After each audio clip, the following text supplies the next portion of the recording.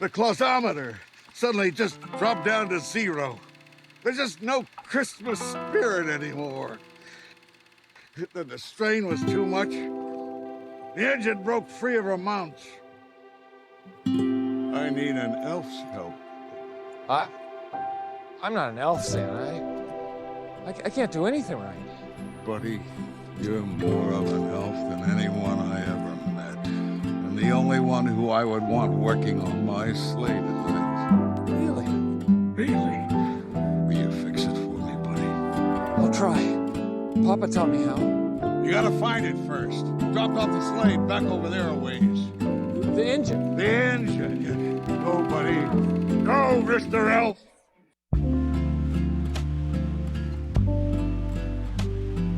To ring in the Christmas season, we're bringing in possibly the greatest Christmas movie of all time, some would say. Are you willing to say it? I'm not willing to say it, but some would say. Yeah. I feel like the consensus is, everyone says this, Elf is the Christmas movie I've seen the most times. Yes. But it's not my favorite. Yes. Is what people say, which Yeah, I don't really everybody understand says how that happens. I think it's like a song that's so good that it gets played all the time. And so then it's annoying because it was played so many times. Yeah.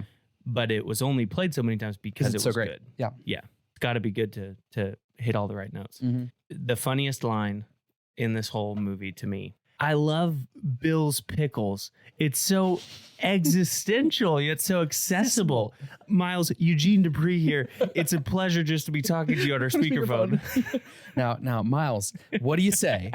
That's what it goes into. Now, Miles, what do you say? Can we get you here tomorrow? I have to believe that those guys were just riffing lines. Their whole part as those two writers, they had no written lines. Yeah. I think they improvised everything. Yeah, I'd be interested what Favreau has to say about it, because I was watching this with Lexi. One of us, it felt like every 2 seconds, like, oh, I think that was improvised. It's like there's no way all of it was, because there was something there. Yeah. But that's kind of the perception of this movie, is that the actors were just so funny that they just thought of it all. I'm sorry I ruined your lives and crammed 11 cookies into the VCR. Okay, after that, I don't think I ever noticed that he was about to go commit suicide. You think? I never thought it until this time. But he was on the bridge and he said, I don't belong here. I don't belong anywhere. He left a note, was what Michael said. Ooh. He said, Dad, I can't find Buddy anywhere. He left a note. I'm scared. Then we cut to Buddy walking on the bridge and he's staring off. And I think that was an It's a Wonderful Life callback, because he's standing there looking over the bridge and then he sees Santa fly by. Wow. And so it's kind of like whenever Clarence, the angel, shows up. That's a darker take that I've never thought about, but it makes sense. Yeah, Favreau went there. Speaking of other classic Christmas movies, the first segment that I want to do today is what I want to call Your North Pole. Yep. So as I was watching this movie, I had the thought of this Santa probably looks the most like Santa in my mind, like the stereotypical what I picture as Santa, but he doesn't feel like Santa. He seems not nice enough. Yes. So then I thought, well, who is my true Santa? Let's pick, in our mind, what is your peak Santa, elves, reindeer, and North Pole? Because each one's a little bit different. Yeah. And so from all the classic Christmas movies that show the North Pole and show Santa and everybody, Yeah. in your mind, which is the truest? Okay, great. To your interpretation. I love this. Okay, so let's talk about contenders for Santa. Yeah.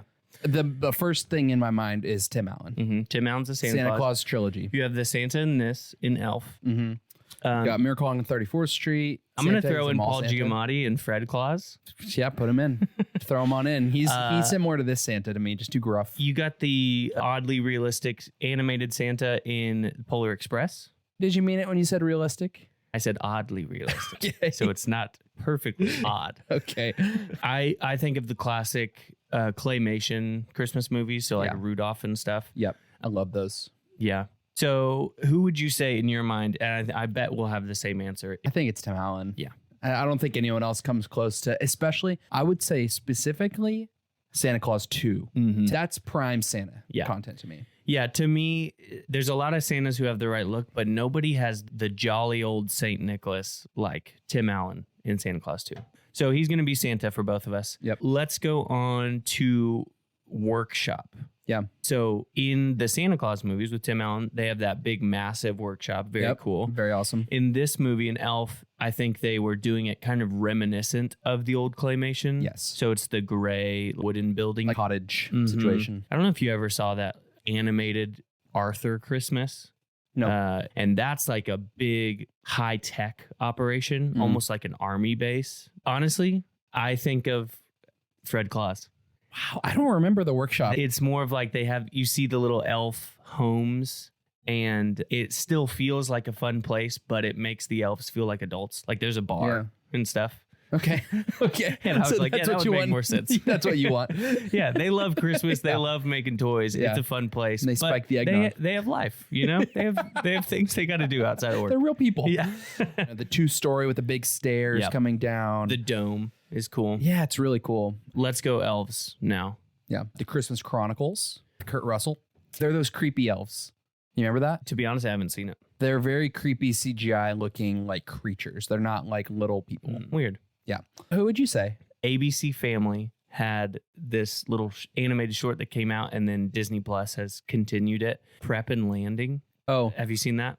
I've seen it like scrolling in Disney Plus. Yeah. They're honestly pretty fun little shorts. Okay. But in my mind, I think those are the best elves, where they are adults, but they're small.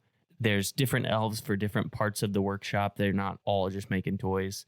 Very fun. I'm going to be honest. I think the Santa Claus movies are the best elves. The ones played by kids? They're the kids. It is odd whenever Bernard is like way older in the second one. Yeah. But yeah, I think that they're the cutest. See, in my mind, elves, at least some of them have to have beards. Really? You can't have a guy who made Master Tinker at 490 and he still looks like he's 12. Well, that's just part of their species. That's just who they are. That's fine. I think they're real cute. And I think that the old man Santa Claus interacting with the kids in that way is fun. Yeah. Okay, last one then. So I'm all in on the Tim Allen franchise. That's your North Pole in your mind. So reindeer-wise, you have the Tim Allen, you have the old claymation universe. You have not very many others where the reindeer make an appearance. So are you sticking with your Tim Allen franchise? I'm tempted to, but no, the clear answer to me is the Rudolph claymation Island of Lost Toys. Absolutely. So good. Yeah. It's hard to find too, to try and watch it now. Really? Yeah, I tried last year and it's nowhere to be found. You'd think that would be a smart thing for all the streamers to do in like November, is just like pay whatever it costs to get the classics. Acquire all the classics. But yeah. Interesting. That's my pick. Yeah, I'm going to go that as well. The claymation Rudolph. So I got a little conglomeration in mind. Yours is pretty much the Tim Allen universe. Tim Allen plus claymation. Claymation reindeer. Yes. This next segment that I want to talk about is, what are your thoughts on Christmas that most people would disagree with? I don't know if this is a hot take, but I think Miracle on 34th Street's bad. It's an odd premise. I think it's one of those classics, at least for me and probably for a lot of people, that it is known as a classic, but I never watch it. Yeah. I think your hottest take of all, if I can speak for you, is that It's a Wonderful Life is not a Christmas movie. Let me explain. It's a Wonderful Life is part of the Christmas canon. It's Christmas adjacent. It's considered a Christmas movie. So therefore, everyone thinks of it as a Christmas movie. Yeah. If that movie came out as it did in 1940, whatever, in mid-January, no one is like, have you seen this new Christmas movie?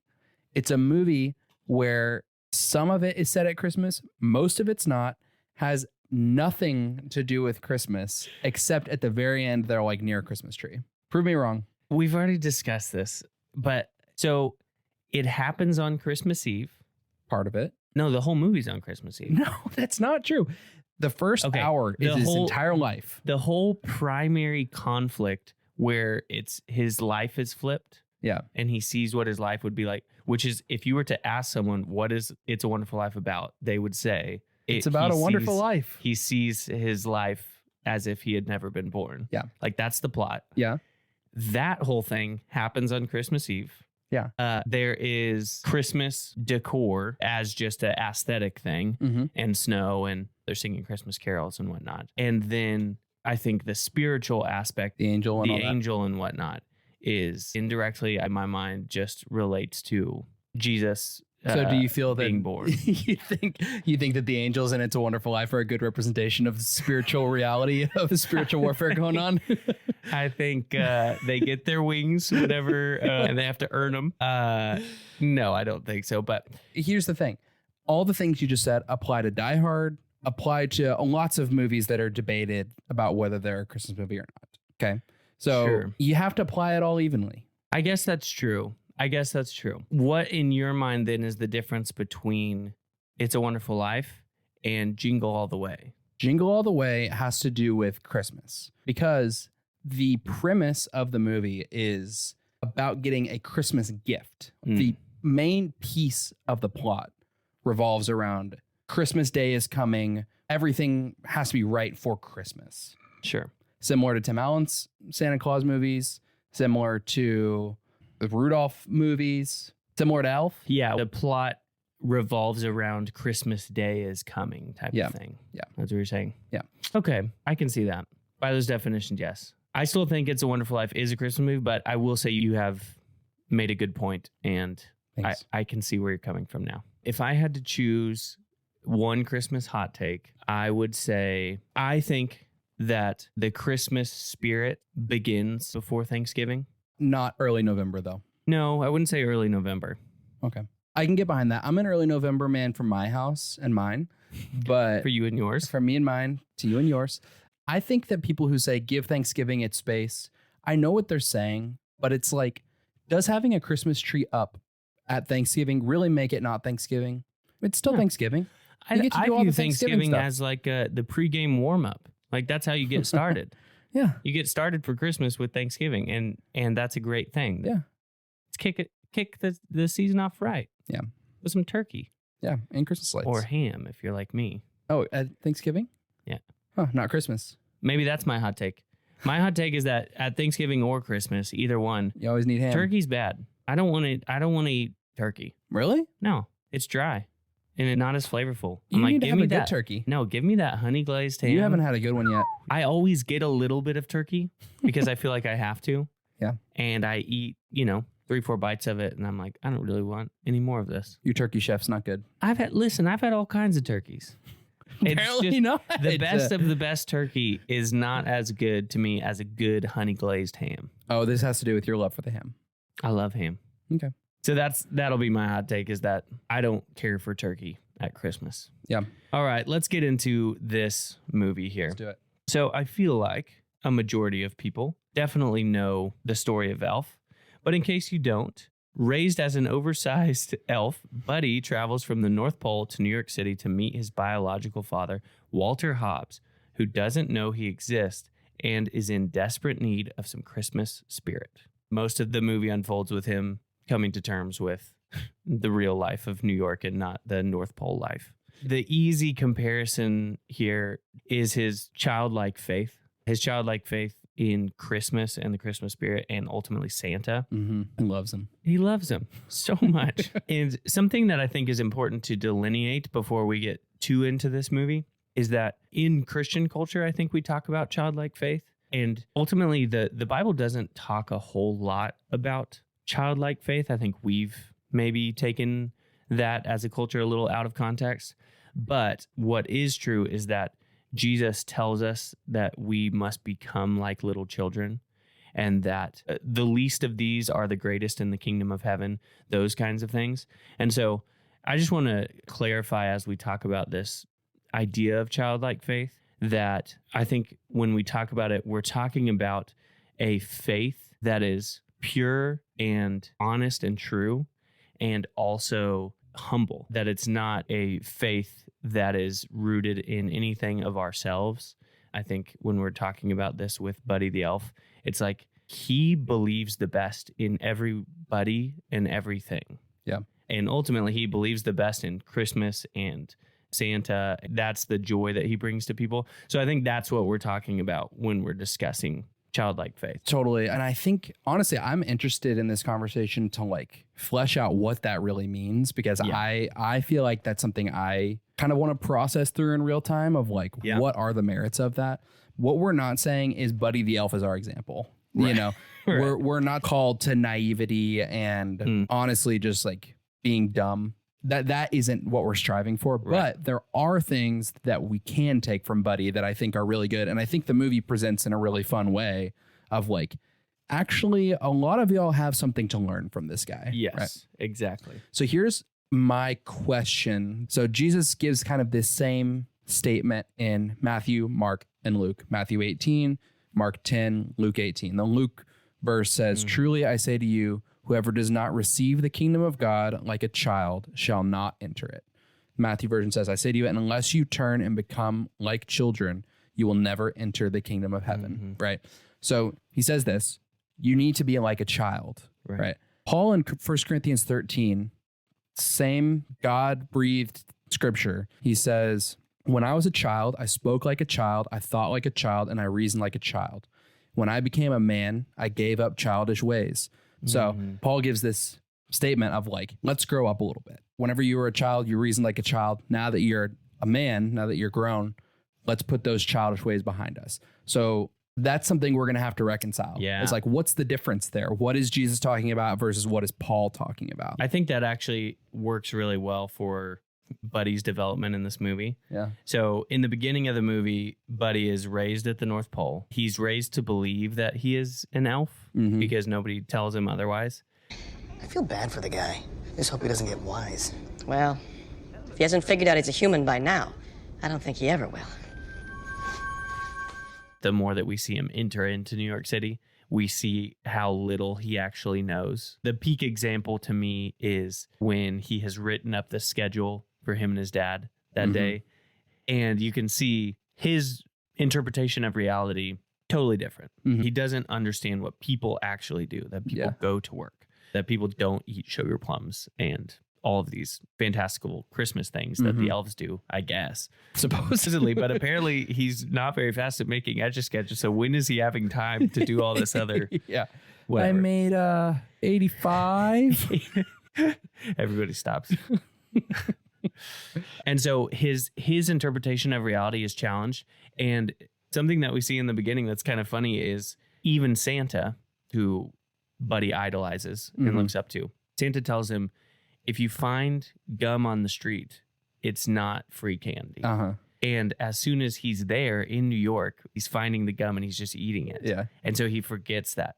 And so I think the beginning really emphasizes that he has faith in Christmas, the Christmas spirit, and Santa. But it's like this blind, naive, unknowing faith that ultimately is kind of stupid. Dad? Dad? Dad! What? I can't go to sleep unless I get tucked in. What? I can't go to sleep unless I get tucked in. I am not going to tuck you in. I promise I'll go right to sleep.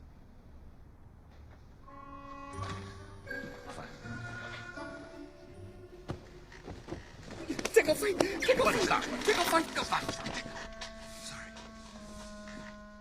And it leads to problems for him. He's not matured yet. And so that, I think, is the example in the beginning of when Paul is saying, when I was a child, I thought like a child, reasoned like a child. That's the immaturity that we're putting off as we grow. The Holy Spirit is shaping us into what we are becoming. We're not staying how we used to be. The Holy Spirit is growing us. Yeah, totally. That makes sense.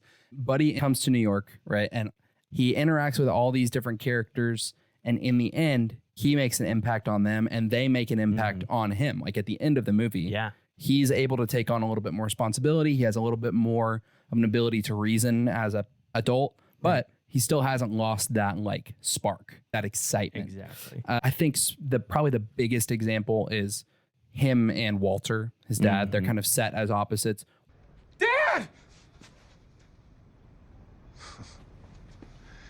All right, let's get it over with. I walked all day and night to find you. You look like you came from the North Pole. That's exactly where I came from. Santa must have called you. Oh, yeah, sure. He just got off the cell phone with me. You did? So, go on. Go on with what? Well, are you going to sing a song or something, or can I just go back to work? A song? Yeah. Anything for you, Dad.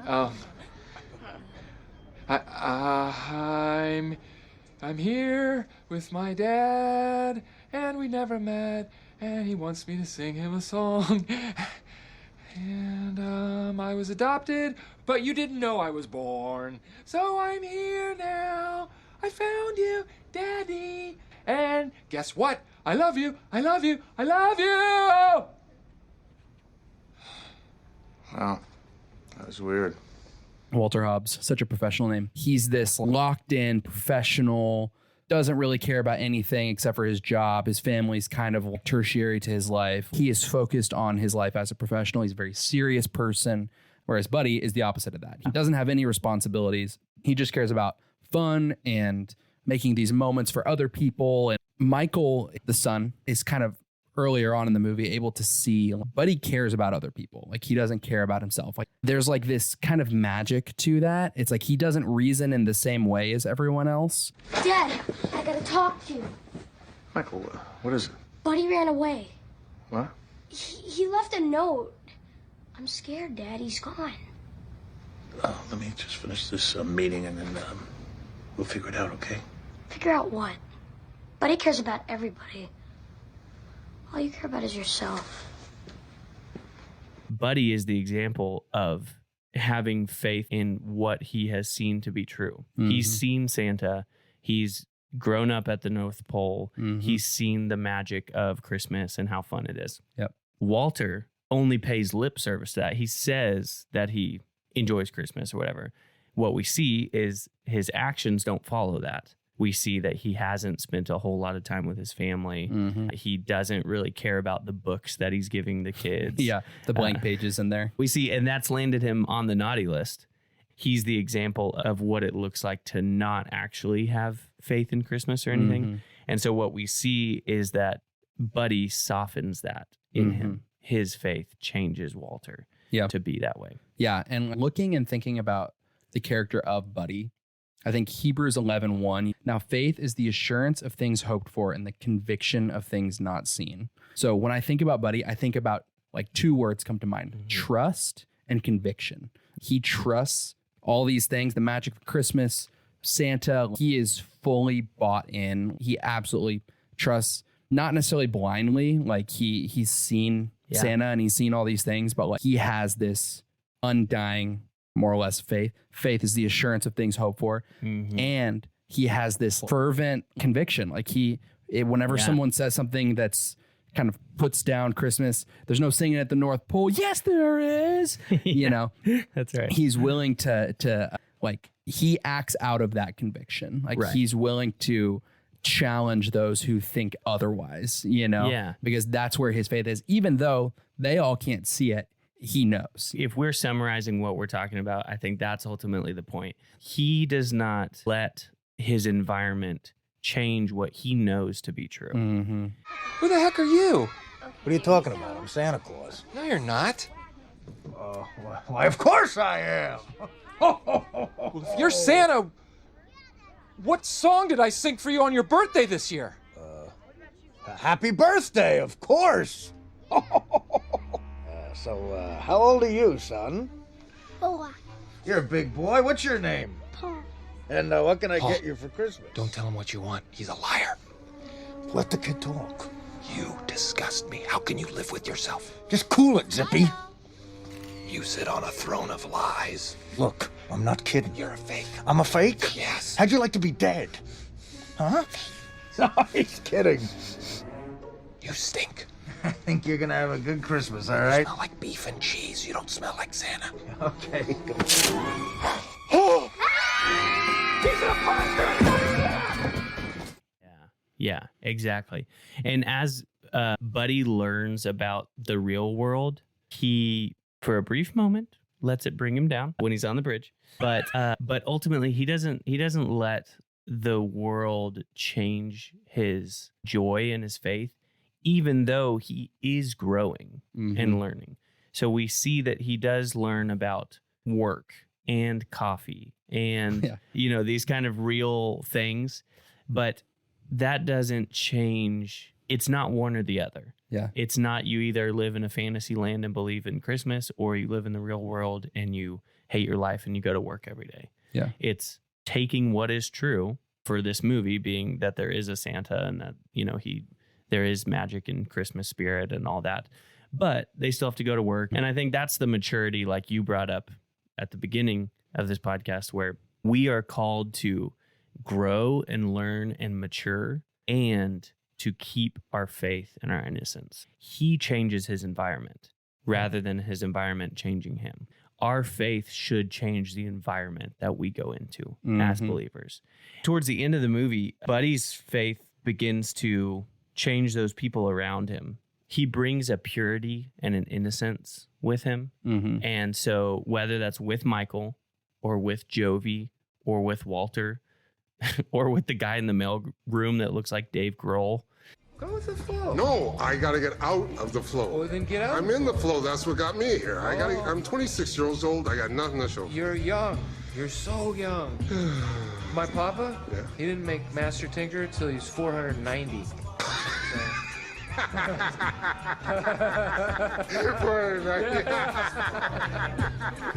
Tickle fight!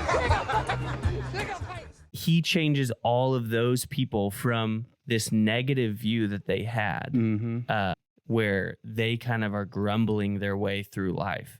And he brings joy and life to them. And his ultimate unwavering belief in Christmas is what inspires the people around him, primarily Walter, to see a new way of living and to come to embrace that there is this magic in the world that they wouldn't otherwise believe in. Yeah. Matthew 5:16 says, in the same way, let your light shine before others so that they may see your good works and give glory to your Father who is in heaven. It's like, Buddy, by being the way that he is, by living out of this faith that he has, this conviction that he has, he's able to affect those around him because they see that and they think, that's something that I want to be a part of, right? And that's like somewhat of a cliche, but it's like, that's true of us, you know, that they may see your good works and give glory to your Father. Buddy does not come to New York and be like, well, this place stinks, I'm going back. He wants to make other people happy, to share the joy that he has with other people. What were you doing here so early? Building this? You built this? Mm-hmm. They're kind of pissed about this. Really? Hey guys, have you seen the place? It's pretty good. It's a little too good. Corporate must have sent in a professional. I don't know why somebody's gunning for my job, but look, let's remain a team, okay? Because if I go, we all go. If you get wind of anything, call me on my radio. Channel 3. Code word is Santa's got a brand new bag, okay? When you think about how a child receives a gift, he or she is just excited about it. And as adults, sometimes it's like, oh, you shouldn't have bought this for me. Oh, I'll pay you back. We just don't have the same joy of receiving the good gift. Yeah. And I think that is the best example of what the childlike innocence that Jesus calls us to have faith like a child, is to accept the truth of the good gift that Jesus has given us. Yeah, I mean, just to build on what you're saying, it's like childlike faith, a large element of that being the ability to receive without there being like this ego or vanity or something that's like holding us back from being able to just embrace the gift for what it is, right? Yeah. Christmas season, like this is the reason why there's Christmas gifts is because of the ultimate gift that was given to us as believers, right? Like Jesus came as a baby, he lived his life and he laid down his life. Yeah. That's it. The greatest gift that there is he sacrificed his own life, God in the flesh, so that we could be restored to him. Right. And there's nothing that we have to do other than just accept that gift. Good morning, honey. Good morning, Dad. Walter, Buddy has made us breakfast. Isn't that nice? And lunch. And lunch. Bye. So, Dad, how many scoops? I'll stick with the coffee now, thanks. So, Dad, I plan out our whole day. First, we'll make snow angels for 2 hours, and then we'll go ice skating, and then we'll eat a whole roll of Toll House cookie dough as fast as we can, and then, to finish, we'll snuggle.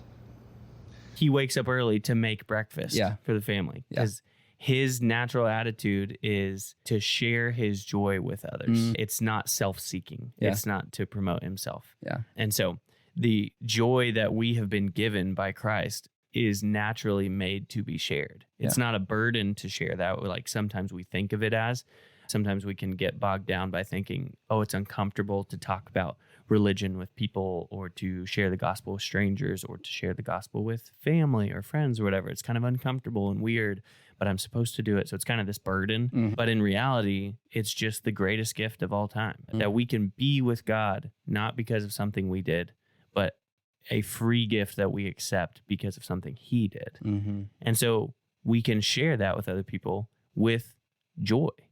It's just fun that it's not for just me or just you or something. It's for everyone. His grace is enough for everyone. And it doesn't matter who you are or how much you have done wrong, that gift is openly available to anyone who wants it. So we have joy in getting to share that and bring others into that. And so I think it's fun to see his innocence in the midst of dirty New York City where everybody's upset and angry. Yeah, well, that's what I was gonna just say is like, it's funny that like thinking about the comparison between us sharing our joy and Buddy, what he does, like it's funny how basically every character is like annoyed with him at first. And like ultimately he changes their life for the better. But it's like at first they're put off by him because like it doesn't make sense to them why he is the way that he is. But at the same time, he's like doing everything he can to make their life better. You know? And so I think that's a cool comparison. Yeah, absolutely. I think that's part of the reason why this movie's so enjoyable, aside from just Will Ferrell's humor in it, is that there's a contrast between this very serious world and his joy, and then the happy note that it ends on is that he brings others into the joy. Wait, you're not singing. Yes, I am. No, you're not. You're just moving your lips. Michael, please, what's the big deal? Dad? Santa Claus is coming to town.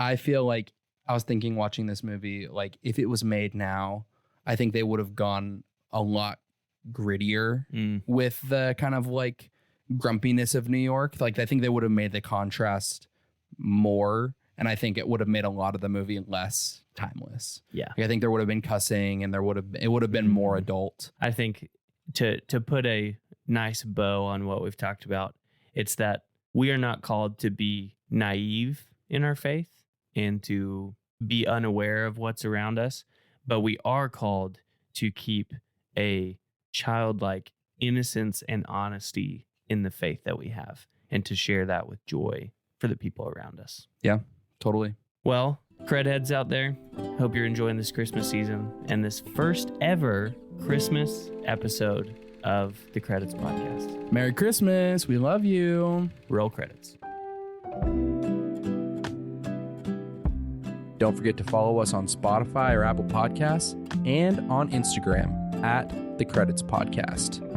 If you know someone who would enjoy this episode, go ahead and shoot it to them in a text. If it doesn't brighten their day, it'll certainly brighten ours.